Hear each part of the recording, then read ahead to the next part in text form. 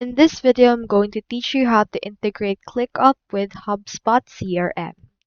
In order to do that, you first need to head over first and go to your ClickUp. Click on this plus icon and go to your clickup.com and then sign in into your account. So I have right here my ClickUp. So onto this case, we just need to go over to the integrations tab.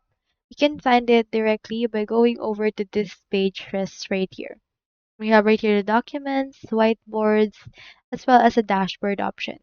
Click on to your actual name right there, and then go over to the integrations so you can add some more. Click on the apps option when you click on your workspace, and then in here, proceed to search for HubSpot. Click onto the search bar, search for HubSpot, and once you click on this install option and click on manage.